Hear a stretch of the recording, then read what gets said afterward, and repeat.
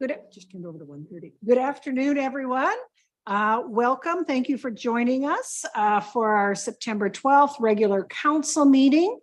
We have an agenda in front of us. Mr. Coleman, are there any additions or deletions? No other changes other than it's been noted on the current agenda, Madam Chair, and that's the deletion of the 15-year service. Thank you very much. I look for someone to move the agenda. Thank you, Councillor Lewis. All in favor? We have minutes of our August 22nd meeting. Looking for someone to move those as being correct. Councillor Balazer, thank you very much. Any errors, omissions, discussion, debate? I am seeing none. All in favor? Unanimous.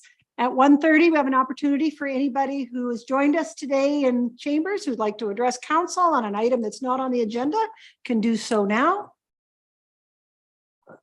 I recognize most of the faces back there. I see nobody moving towards the microphone, so we will move on to staff introductions, and we'll do Mr. Meriglod, and then we'll go to Chief Lefebvre. Good afternoon, Council. It is my pleasure to introduce Luke Ryan. He recently joined us as a utility technician with Leduc County. Previously worked with the city of Camrose, lives in the city of Leduc, so he's looking forward to not having that winter drive from Leduc to Camrose twice a day. So extremely excited about that. Married and a very active fellow, golfer, baseball, does CrossFit and volleyball. So if we need some folks for a corporate challenge, I think that we have a ringer. Yeah, strategic, right? Very happy to have him on board. He's melded in well with the team and is working right now at the airport with Andy. So a lot of work going on there, and we need the help, and we're very happy to have Luke join us. So.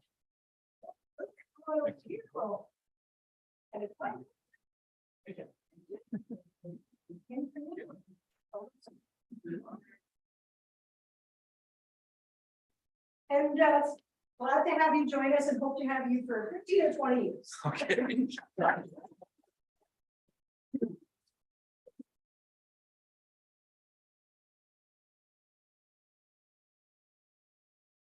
Mayor and Council, it's my honor today to introduce Dave Push, one of our newest platoon chiefs. Comes to us previously from the city of Edmonton, where he did over 23 years military. Before that, stand-up guy. I've known Dave for years myself from my previous employment. So like I said, when we introduced Shelley, they started middle of July. They did some onboarding, and now August 8th, they started their rotation 24/7. So we now have one platoon chief on 24 hours a day, 7 days a week. So doing well, and just an introduction. I think there's a test he has to write later with all your names. I don't know if he's got it down yet, but I think I met you out at work, Yeah. so good to see you again. Officially.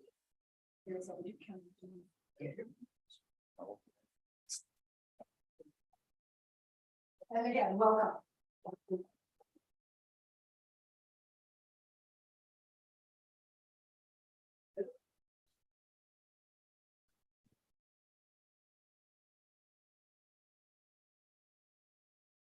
They all got right back to work.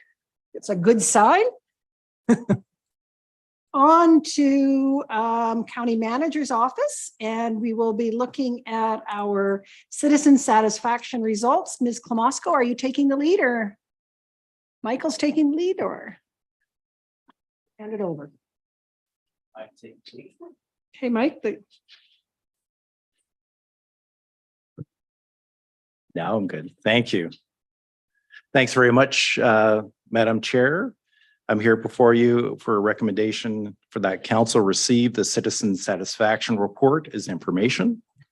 As you know, Leduc County hired the firm Leger, which is the largest Canadian-owned market research and analytics company, to conduct our second ever citizen satisfaction survey.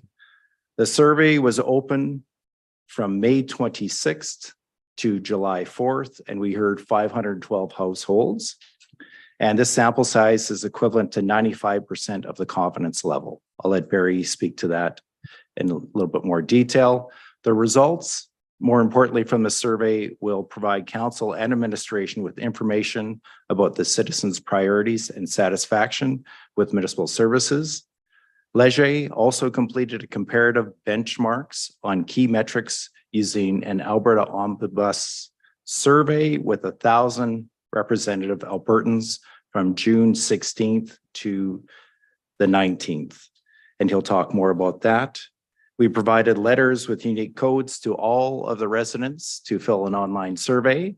And we also had 51 that filled out a physical survey from there. You'll see immediately after this report, county staff from communications prepared a summary of the survey of a what we heard document. So it's just a summary. Both of the Leger report and the what we heard is going to be on the county website. So I'll now turn it over to Barry Davis, Associate Vice President, who will be presenting a high-level summary of the citizen satisfaction survey that they conducted. And he'll have allow some time for some questions afterwards if council has. Thank you. Thank you very much. I'll turn it over to Barry. Thank you. So it's a pleasure to be here to be able to present these results to you. We'll move on a bit quickly, just so we can get through it, but we'll leave some time for questions if there's anything you'd like to go back to. So this was talked about a little bit already. Methodology was using the mail out to get an online response. And we did have some paper mailbacks as well. Just to talk briefly about the margin of error. So margin of error doesn't really apply specifically to this. It's more of a census when you're mailing out letters to every household, whereas margin of error is more talking about, usually relates to a random sample where you're only mailing perhaps to a portion of people. But we do give the number that would occur if it was a random sample, plus or minus 4.3, just to give a sense of, how much that number of people sort of matters and how much you can think about that in terms of a result of 50% is somewhere between 46 and 54. So it's a way of thinking about it. So trending and benchmarking, as mentioned, we compared against benchmarks from our Omnibus, which is a shared survey that many clients can put questions on and run with a random sample of Albertans. And then as well, we have metrics that are compared against previous survey that was conducted in 2021. For the Omnibus survey, there are the 3 key questions that were asked and compared on quality of life, satisfaction with level and quality of services, and value for tax dollars. So starting with quality of life,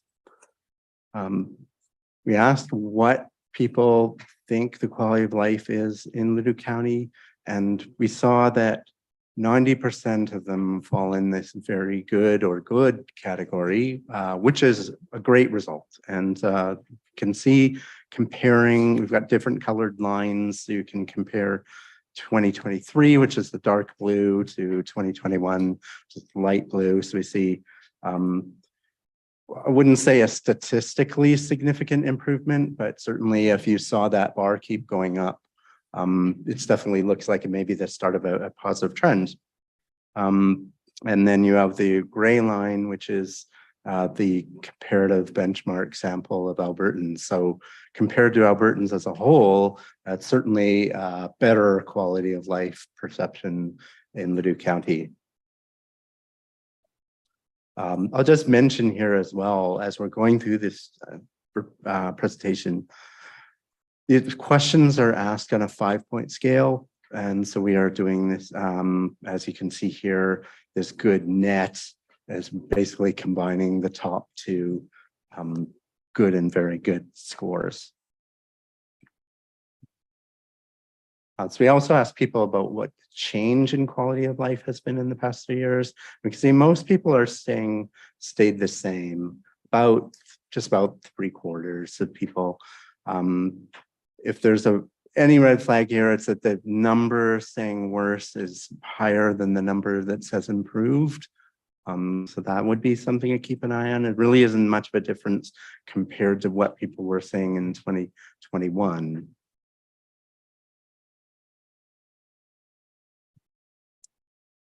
On this next page, we have an agreement about a number of different statements about life in Leduc County.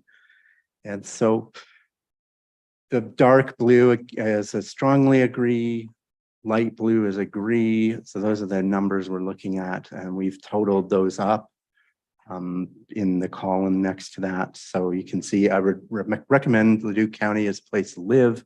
78% are agreeing, including 26% who strongly agree. It's similar. Most of the numbers are similar to 2021. I mean, they look visually, it looks a little better. And there's a couple of items where we have the green and red is where it's statistically significant difference. So we see a notable improvement on healthy local economy and on satisfied with opportunities to connect with other people in the county. So it's just interesting to look at this and see what's at the top and what's at the bottom. They're ordered by agreement, with the highest agreement at the top. So Leduc County planning for the future is bottom item. I feel connected with people in my community, lower than most items.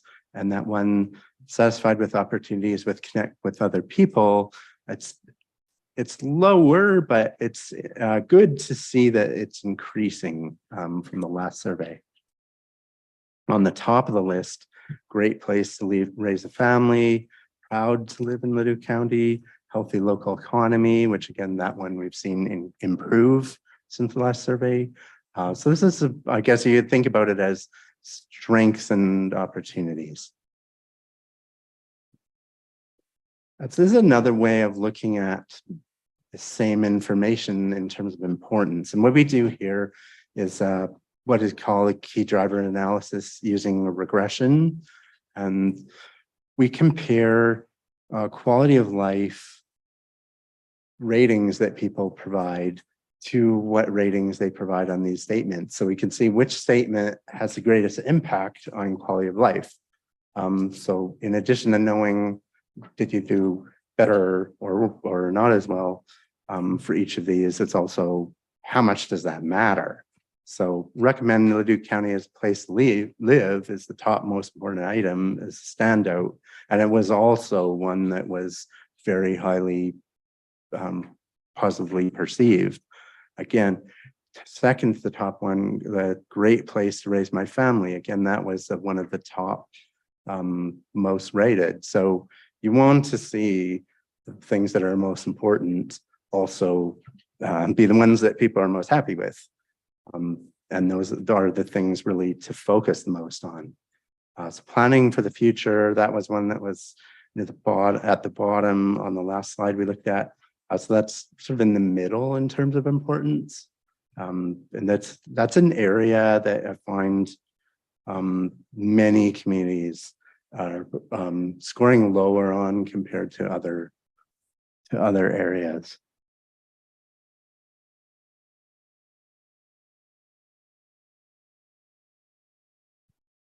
The next question, what attracted you to Leduc County? So some people just said, well, I was born here, grew up, went to school, live here. So it's where I'm from, it's my routine. Location, good access to services in major centers, it's almost equivalent. So they're both about a quarter of people saying this.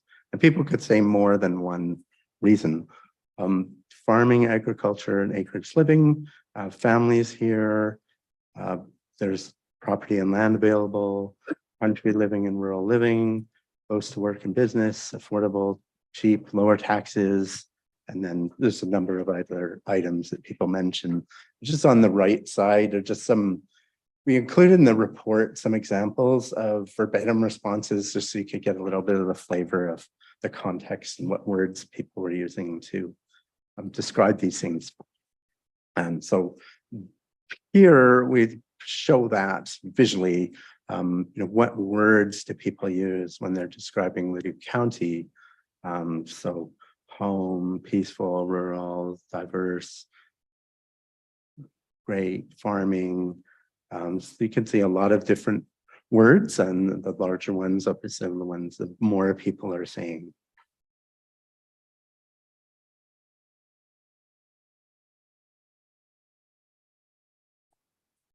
Moving on to satisfaction with level and quality of services. So this is an overall question. Just we'll talk about individual programs and services, but overall, people are saying 12% very satisfied, 49% satisfied. So that adds up to 61% in this total satisfied. And you've got another quarter of people, 24%, that are in the neither satisfied nor dissatisfied category, sort of a neutral. So here you can see that the numbers look visually a little bit better than last time and compared to Alberta as a whole, although they're not enough different to be saying that's statistically significant. So it's doing, I would say it's doing about average, compared to other communities.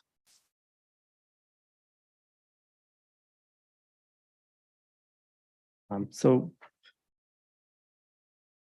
now we'll go look at some individual programs and services, and we can see that satisfaction is usually going to be different for those than it is overall.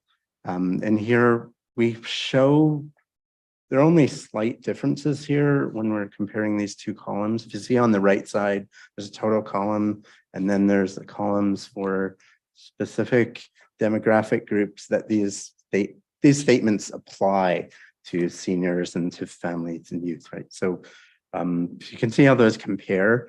There isn't a big difference between those two columns, and part of that is as we go through, and this is true for this whole presentation, we've pulled out people that say don't know and not applicable out of the response. So it's really for those people, this is applicable to how do they rate these programs. So because we took out not applicable, probably already accounted for in that total to some degree. So we can see that there isn't a very high level of satisfaction here. Most people, which there's not a high level of dissatisfaction either. Most people are in this middle category of, there isn't anything wrong with it, but it's not something that I'm excited about either.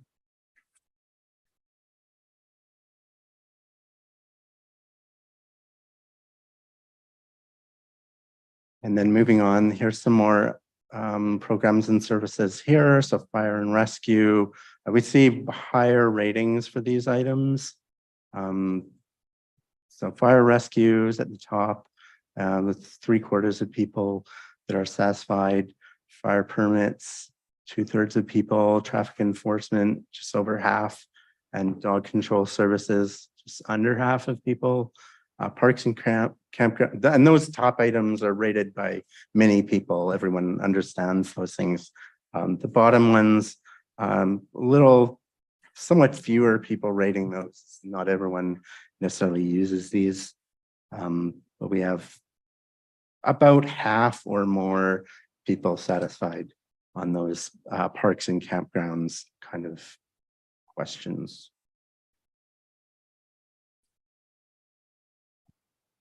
And then moving on to recreation, we have about 2/3 of people satisfied with facilities and recreation programs and events. And planning and development, we have lower numbers. So safety, codes, inspections, and permits, about half of people are satisfied. About 1/3 satisfied with subdivision and development services, and about 1 in 5 satisfied with enforcement against unsightly premises. And continued, we have questions about roads. So snow clearing, graveling, roadside mowing. We've got about some of these bottom items, dust control and road repairs. We've got slightly under to a little under half to up to 2/3 being satisfied with those items. Snow clearing, we see a decrease in satisfaction from 2021. And then waste and recycling, we see high level of satisfaction with transfer stations, 87%, 44%, so less satisfied with the door-to-door waste and recycling pickup. And then water and sewer services, we have 68% satisfied with bulk water, 54% with residential water and sewer. And that last one, we see an increase from the previous survey. And moving on to some other programs and services, weed control, 39% satisfied. Pest control, we see just under half satisfied and about half satisfied with these agriculture statements. Again, it's other than the weed control, there are not a lot of people in this dissatisfied. It's more that people are in, there's a number of people in this neutral category.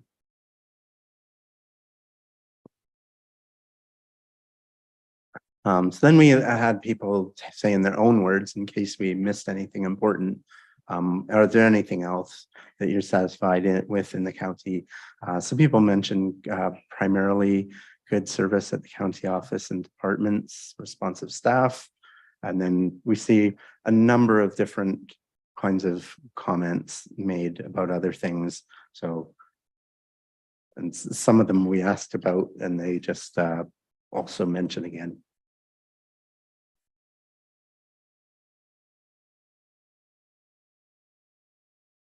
We also asked what would make Leduc County a better place to live. So in their own words, what opportunities are there to improve? And you really have a standout item at the top there, the road sidewalk repairs, grading, better dust control, and then quite a number of other mentions that are somewhat similar in how often they're mentioned. So more police presence, lower rural crime, improve land use permissions and acreage subdivisions, parks and recreation facilities, trails and bike paths, more collaboration, community involvement.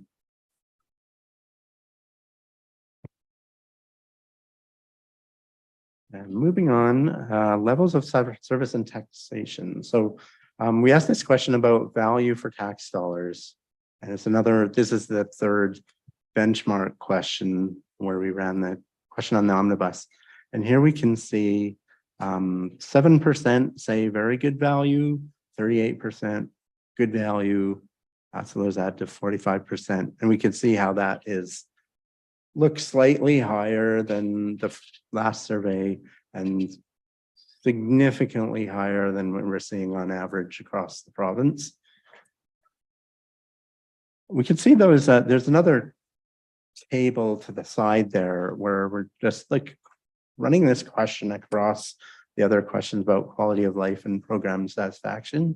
So you can see that those people, perhaps unsurprisingly, people who feel it's good quality of life and are satisfied with programs have a more positive perception about value for tax dollars. So it really is spelling out that, no one wants to pay taxes. No one wants to pay more taxes, but it's more of if you feel you're getting value and you're getting the programs and services that you want and the quality of life that you want, then it seems reasonable.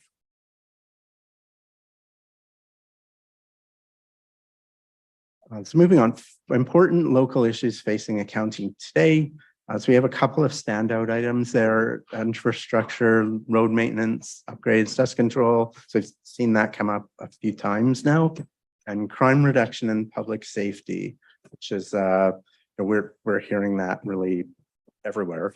Everywhere we do surveys, we're hearing that. And then we've got a number of other items. So agricultural land use policy, which we heard community growth and development and planning, lower taxes, more value for taxes, economic and employment opportunities. And these are all things that we hear in many different municipalities and are certainly on the minds of people here.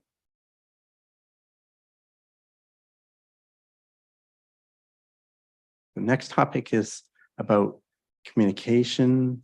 So we asked people, have they had contact in the past 12 months with county and employees? So 58% say they have had contact with employees, 18% have had contact with council, and 1/3, just over a third, haven't had contact. It's really not too much change from the last survey. The type of contact we see, mostly people are phoning the county directly. There's quite a number of people that are having an in-person visit.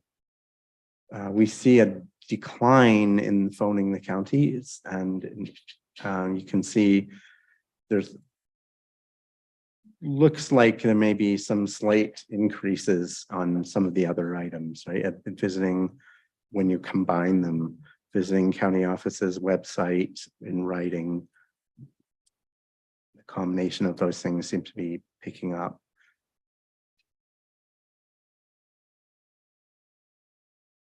So we asked people who did have interaction, how satisfied they were with that. So we see about 2/3 of people are satisfied, and that's really similar to what we saw in the 2021 survey. When we asked people, looking at the chart down below, why were people satisfied?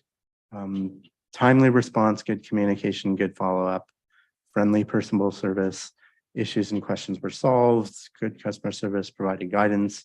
On the negative side, and keeping in mind this is a lot fewer people, poor, inconsistent, or unprofessional service, the issue was unresolved, poor communication, lack of follow-up, the main things that are coming up there.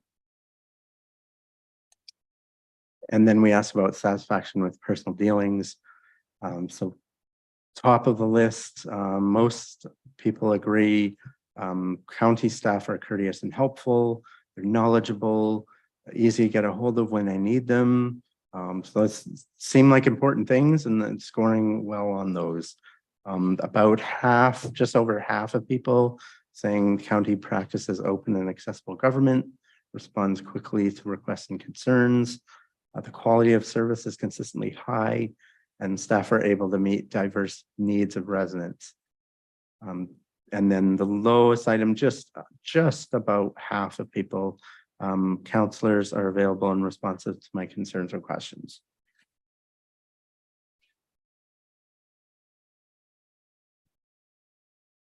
We ask people about how much information they receive, if they feel that is sufficient, if they would like more information, if that's too much information. So you can see that most people are saying just the right amount. You know, almost a third of people saying too little.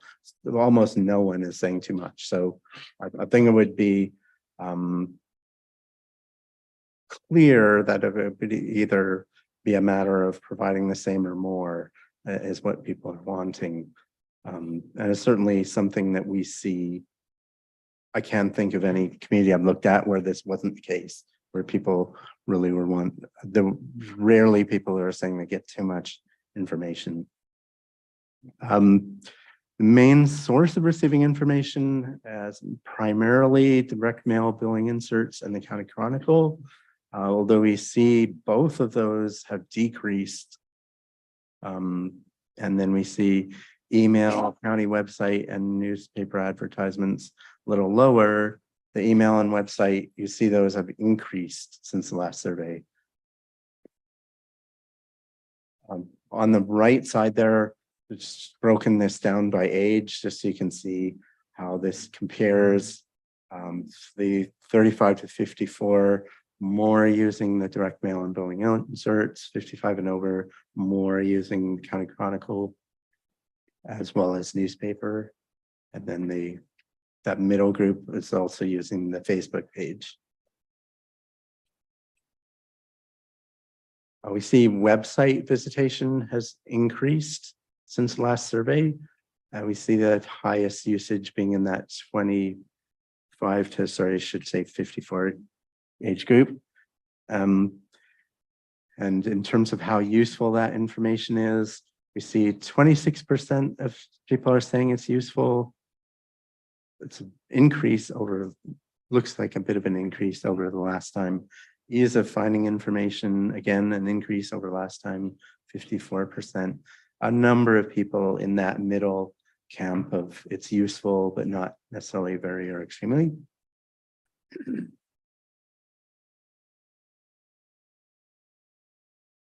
And then public engagement. So we asked people how they have been involved. 18% provided input online, 17% through a direct member council, 14% attended a public participation event, and about 2/3, none of the above. We see the highest participation among that 25 to 54 age group. And most of those items, they look like combined, more people are engaging than before. So here's some questions that people asked about their agreement with. And we can see there's a lot of people giving the agree rating, not a lot of people disagreeing, and not a lot of people strongly agreeing. We see some good numbers in the agree and some substantial numbers and then neither agree nor disagree. Provide my opinions to the county when there's issues of importance to me. I have an opportunity to voice my opinions and decisions that affect me. Opportunities are accessible and inclusive. It makes it easy for those that are affected or interested to provide their input. It's about half of people saying county recognizes the needs and interests of its residents. And then fewer people saying the county takes into account public feedback to make decisions and communicates how their input affected their decision. And I think these are really important metrics that you may be using feedback to make decisions, but people may not be aware how their feedback is being used. So there may be things already happening that this could be a bit more closing the loop on people understanding. And even a challenge with engagement is always how do you have people show up? And that's one of the messages that can be put out there is to say, we went out, we engaged, we heard this, we did this, now we want to engage you again and have it feel like it's an ongoing dialogue. So to close off, I'm just going to show a brief respondent profile. This is just a profile of who responded to the survey.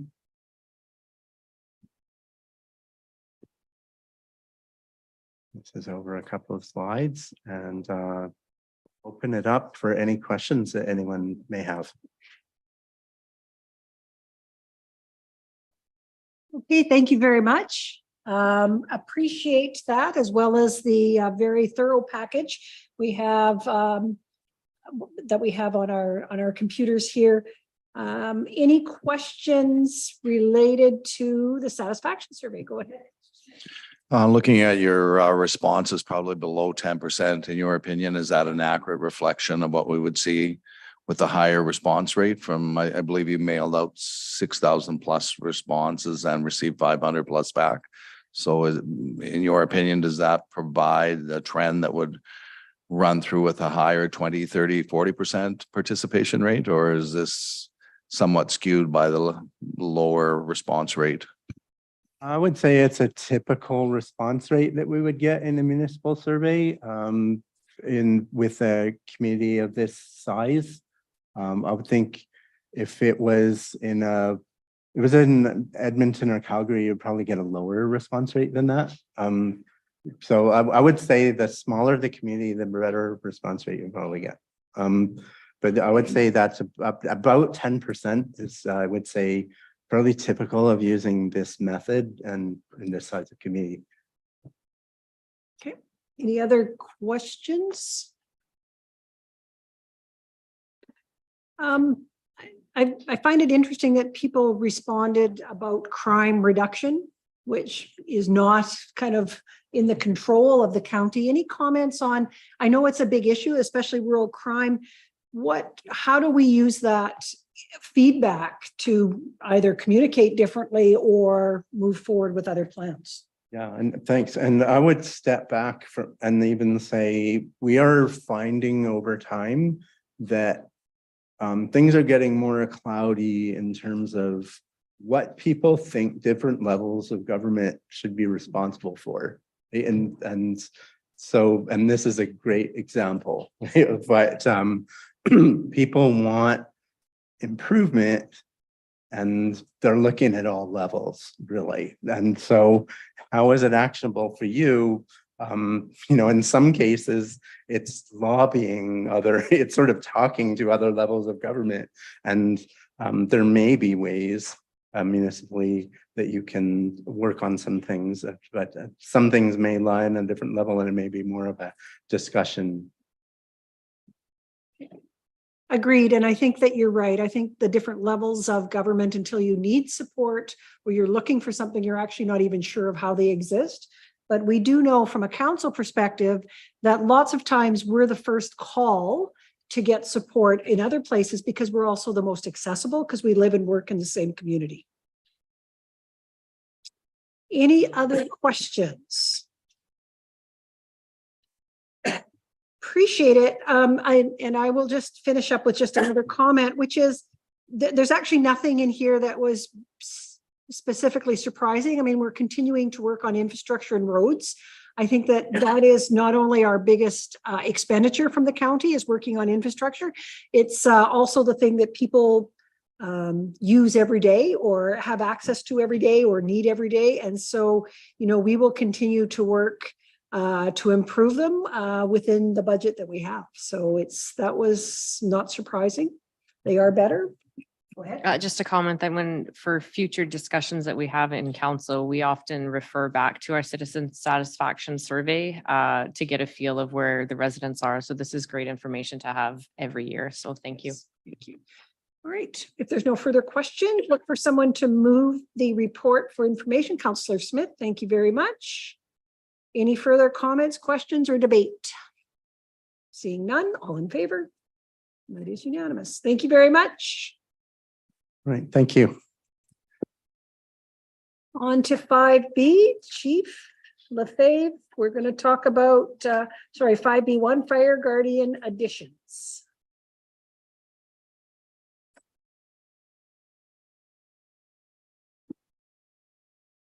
Madam Mayor and Council, annually you appoint fire guardians as required by the Forest Fire Prairie Protection Act. We've had some changes with the addition of our platoon chiefs recently that I want to add to the fire guardians list for this year. And we've had a few retirements. And so this is just timely to clean up that list as well. So you can see that Shelley Miller, David Push, and Stephen Baker from fire are added. Raf Tendererda, sorry, I didn't say that right, from manager of road ops is added. And then there's 3 that have resigned or left. Questions? I am seeing none. Well, I guess I have one question. How do we advertise for fire guardians? I don't recall. It's on the website as well. Whenever we get a phone call, somebody that's looking for a fire permit, we'll refer that caller to their specific fire guardian. Okay, perfect. Any questions? I am seeing none. I'll move the motion that council appoints the additional personnel listed in Appendix A as fire guardians for the remainder of the 2023 fire service season as per the Province of Alberta Forest and Prairie Protection Act, revised statutes of Alberta 2000, Chapter F19, Section 4. My motion was as long as your presentation. Comments, questions, or debate? Seeing none, all in favor? It's unanimous. Thank you very much. Thanks for your ongoing support. Of course you are. Okay, we're on to 5C1, which is our bylaw 1621.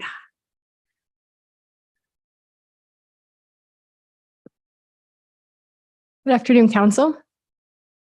On September 14th, 2021, a public hearing was held for the closure and sale of a portion of undeveloped road allowance on Range Road 32, east of Southeast 10-51-3 west of the 5th and Northeast 3-51-3 west of the 5th, to be consolidated with the adjacent parcel owned by the applicant.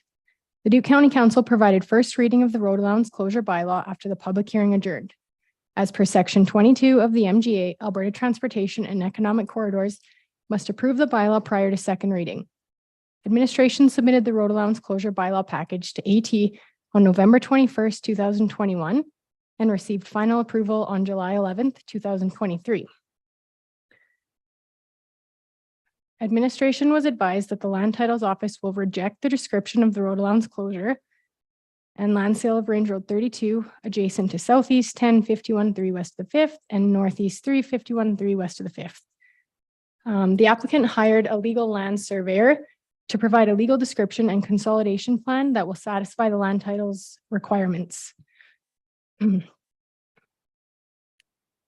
number 1621 described the area as all that portion of an undeveloped government road allowance adjacent to the east of the Southeast 10-51-3 west of the 5th and Northeast 3-51-3 west of the 5th, containing a total of 2.35 hectares. Whereas the revision will describe the plan as Meridian 5, Range 3, Township 51, all that portion of original government road allowance lying within Plan blank, as shown in Schedule A. Land titles will then assign a plan number when the road closure package is submitted and registered. Sorry. Administration recommends that Council provide second reading to bylaw 1621 with the revised legal description, as well as third reading to the revised undeveloped road allowance closure and land sale bylaw number 1621 as amended. Thank you very much. Any questions? I am seeing none. Looking for someone to move second reading. Councillor Wanchuk will move second reading. Now we have second reading open.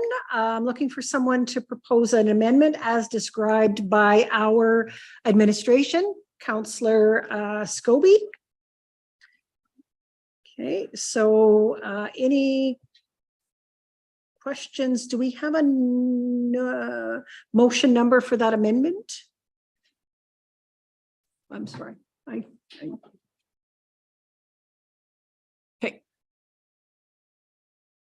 Yes, please. Oh, your microphone. Yeah, thank you. Okay, where's that second reading be amended as follows? Repeal the legal description provided at first reading and replace the legal description as suggested by Alberta Land Titles as follows. Meridian 5, Range 3, Township 51, all that portion of original government road allowance lying within plan number to be determined as shown in Schedule A, and third reading of bylaw number 1621 for the partial closure and land sale of Range Road 32 adjacent to Southeast 10-51-3 W5 and Northeast 3-51-3 west of the 5th. Thank you very much. And as we heard from administration, that is a change suggested by Alberta Land Titles. You have your motion on the floor. Any comments on the motion? Nope. No. All right. So I'm going to call the question on motion 18323 that was just read in by Councillor Scobie. All in favor? That is unanimous. All right. Now we have a new second reading of bylaw number 1621 as amended. So I'm going to call the question on second reading of bylaw 1621 as amended. All in favor? That is unanimous. And look for someone to move the third reading. Councillor Balazar will move third reading. All in favor? Unanimous. That is done. That was unanimous. Just one order on the record, the second reading, did you move that? And you called the question, I wasn't sure if you. I did not. I I did not, I will put my name to the second reading. You're right, correct. I think you go. Or was that Counselor? There you go. Second reading. Okay, thank you. That's right. And then we amended it and then we went through. Okay. And also on mine, I made the motion to move to third reading, not to vote on third reading. We don't need Don't to. have to vote on third. Because reading. it's only in the same day. Good. Okay. Thank you. All right. Thank you very much. Okay. On to 5D, we have 3 items from Mr. Honesty, which are two partnerships or sponsorships, pardon me, and a recreation and parks master plan. Mr. Honesty. Thank you. We have as you mentioned, a couple sponsorship requests that have been reviewed by our sponsorship and grants committee. The first being the Thorsby District Cultural and Historical Society. They are looking to host a fall Oktoberfest event as a fundraiser for the community hall in Thorsby. This is not a facility that we currently fund within the cost share, but they are eligible for our recreation grants, and we are working with them for 2024. This event is intended, as I mentioned, as a cultural celebration, but also a fundraiser for their kitchen upgrades, both of which we're aware that our residents are active members and partners and actually on the board of that hall. And it's something that we have recommended a contribution of $2,000 towards that committee or towards that event. And Parks and Recreation will continue to work with them as they plan their event and to make sure the county is recognized for our contribution. Comments, questions? Go ahead, Councillor Balazer. I'll make that recommendation. Absolutely. As I already have tickets for this event. And I'm sorry. And it sounds like it's going to be a good time, and the money going to a kitchen for renovation, they probably going to have a long way to go, because I know we did our kitchen in Sunnybrook a few years back and it was 70,000. So I certainly will make the recommendation to help with this. To approve the sponsorship of $2,000 to the Yes. Thorsby District Cultural and Historical Society for their kitchen upgrade. All right, motions on the floor. All in favor? Unanimous. 5D2 Warburg Curling Club. Yeah, another anniversary event that we have been in discussions with. This is the Warburg Curling Club, who are celebrating their 70th anniversary. A few components to this recommendation. One, they're hosting a celebration event, and they expect 150 to 200 people to attend. They're also including some historical items as part of a memory book and celebration of that history in this event as well. Their official request was their official request was 2,000, and the sponsorship committee has recommended the $2,000 contribution. Mr. Honesty, do we have anything in policy related to the number of birthday and the amount? And would that be prudent for us to kind of look that way? Yeah, it's something that I've looked at. We don't currently have something that says we will only fund and contribute. It's really around the significance of the event. That's how we look at it. To give extra funding to an event, maybe during an anniversary, but I looked at these as an event that we would sponsor, whether it was a 70th, it was kind of a significant celebration, and it matches in my thoughts around that sort of historical preservation as well. So that's where we looked at some of the value there, but potentially we look at something in the future around those key milestones, which maybe is a greater amount that the county will support. Right. I'm assuming then we don't have people asking for the 13th anniversary. Not too often. Thankfully, most of our groups are now 70 to 90 years Which old. It is seems even like, yeah. more worrisome. But all right. Thank you for that response. Looking for someone to move the sponsorship or put the motion on the floor to approve or not approve. I can do that one too. Okay, go ahead.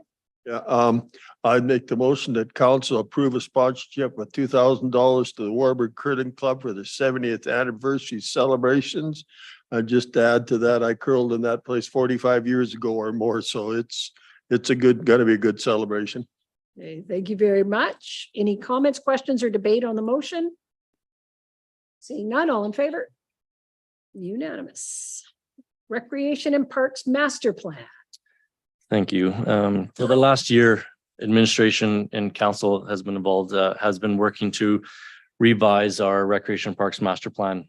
Previously, our document was from 2006, and we've actually had several successes since then in implementing that plan.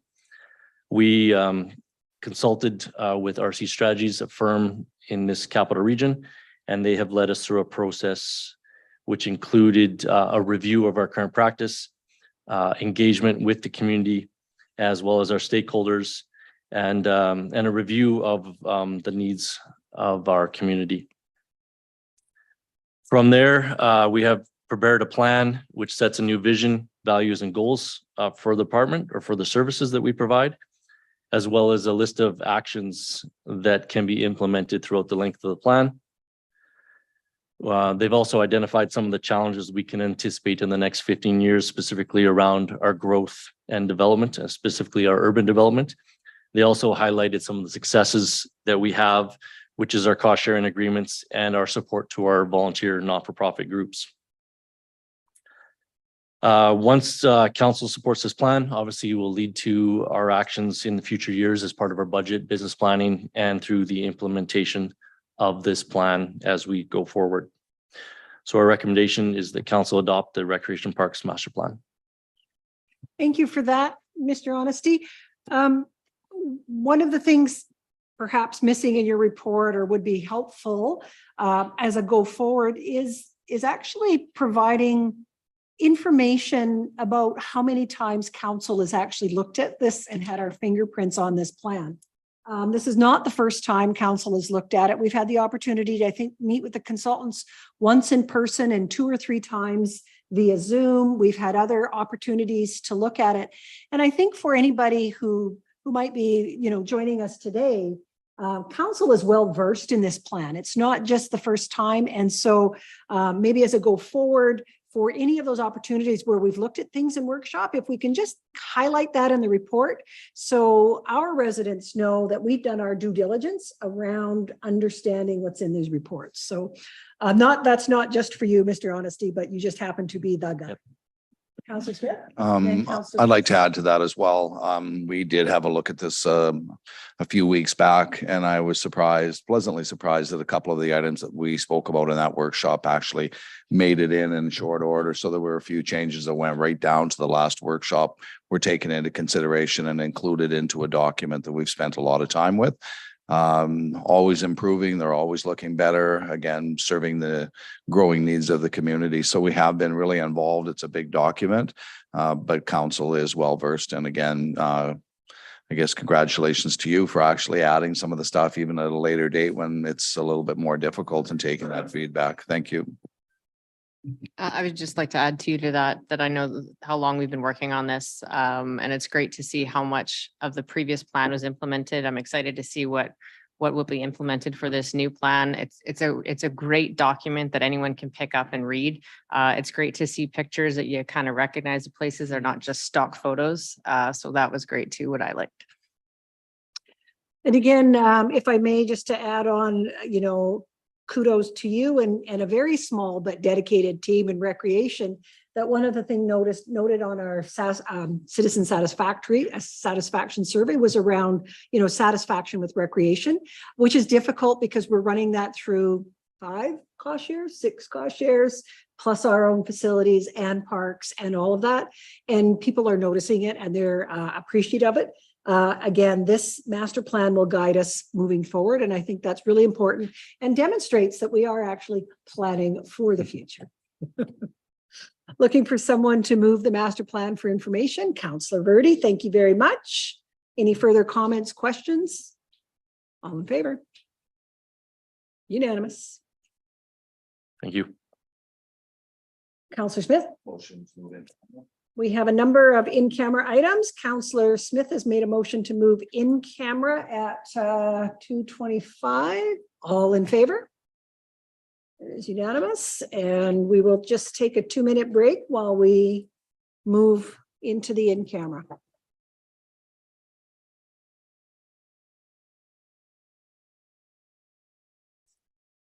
Thanks, guys. Yeah. Perfectly good. Bring back Dean. I know, it's an odd thing for me to say. He has happy reports. Let's have a celebration. I'd take $500,000 to Thursday's Oktoberfest. We're good? Okay.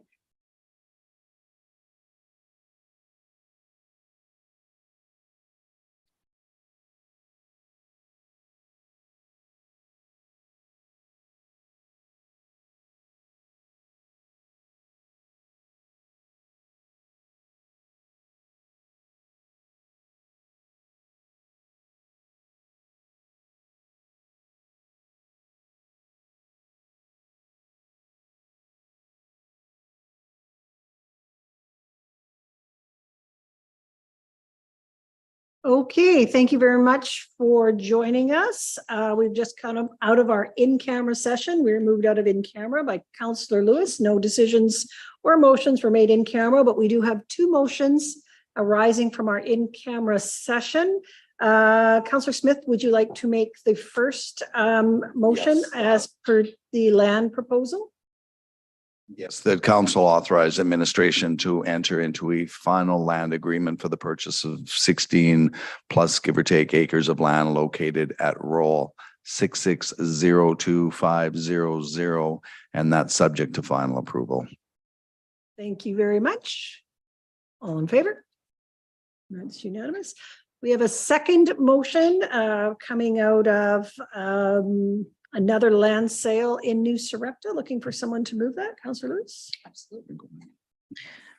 Just find it. That council to approve the disposal of Plan 4629 Block BG Lot A Roll 660007 at 5006 Center Ave for fair market value of $60,000 by means of private party negotiated sale to 2275575 Alberta Limited. The proceeds of which shall be allocated to the Capital Asset Lifestyle Management Land Management Reserve.